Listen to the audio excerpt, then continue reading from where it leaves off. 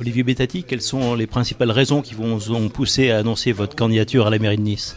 Il y a 15 jours, vous le savez, j'ai quitté la majorité municipale sur une délibération de fond qui mettait en cause la manière de faire de la politique à Nice. Depuis 15 jours, beaucoup de gens m'ont appelé, j'en ai appelé beaucoup. On a parlé avec beaucoup de Niçoises et de Niçois et aujourd'hui j'ai pris la décision d'offrir aux Niçoises et aux Niçois une alternative différente de ce qui était prévu jusque-là, à savoir la liste du Front National de Madame Arnautu qui de Nice ne connaît que l'aéroport, la liste d'extrême gauche, la liste de la rue de Solferino et des petits arrangements de ce qui reste autour de Patrick Allemand au Parti Socialiste et celle de Christian Estrosi. Une des raisons qui m'ont poussé à partir est que j'ai assisté depuis des mois à une longue mais inexorable dérive autocratique du maire sortant qui aujourd'hui est entouré de technocrates et qui a totalement perdu pied avec les réalités de la vie niçoise. Vous souhaitez constituer une liste qui dépasse les clivages politiques traditionnels. Vos rencontres vont de Benoît Candel à Marc Concasse ? Mes rencontres vont bien au-delà des élus. Je rencontre le monde associatif, les entreprises, mais ça fait 20 ans que je suis élu dans cette collectivité et comme au conseil général. Il n'y a pas d'idée de gauche ou d'idée de droite, il y a des bonnes et des mauvaises idées. D'ailleurs, 80% des délibérations sont votées à l'unanimité. Donc je crois qu'aujourd'hui, on est au bout d'un processus qui consiste à imaginer que les gens bien sont tous dans un camp et les gens mauvais tous dans un autre. Simplement, les barrières sont pour les moutons, pas pour les bergers. Et je vais donc m'adresser à tous les bergers pour leur proposer de construire différemment l'avenir de cette ville. Votre candidature marque un tournant dans votre vie politique et une rupture avec votre parti, l'UMP, que vous qualifiez de clan.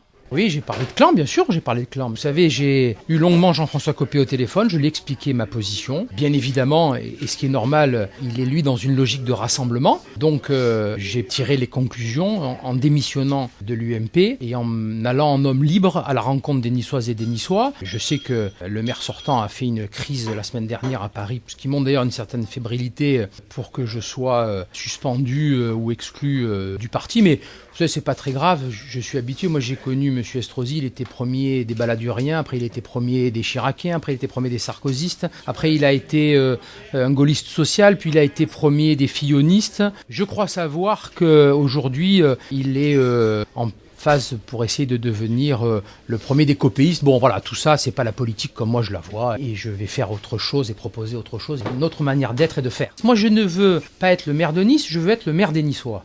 Moi, je veux faire briller ma ville, je veux pas briller grâce à ma ville. C'est une différence fondamentale entre le maire sortant et moi.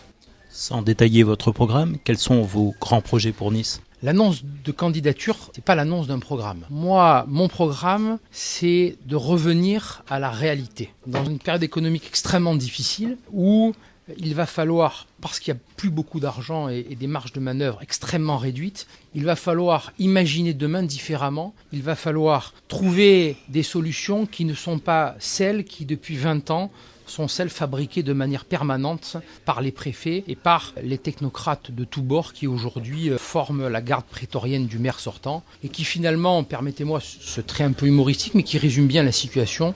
Tous ces gens n'ont aucune mémoire de cette ville et du cabinet à la haute administration, si vous les mettez place Masséna, ils ne savent pas rentrer à la mairie à pied. C'est quand même un problème. Aujourd'hui, on ne répond plus du tout aux aspirations quotidiennes des Niçois.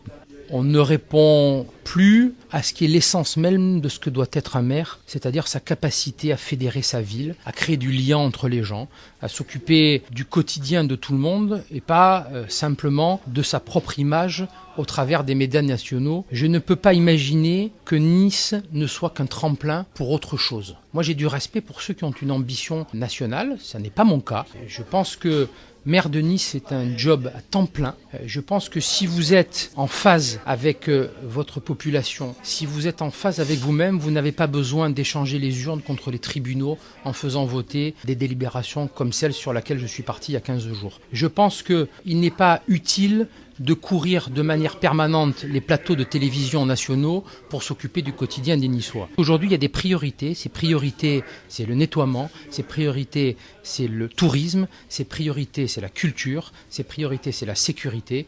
Et je pense que tout ça doit être fait par une équipe qui, de manière permanente, est en prise aux réalités du quotidien.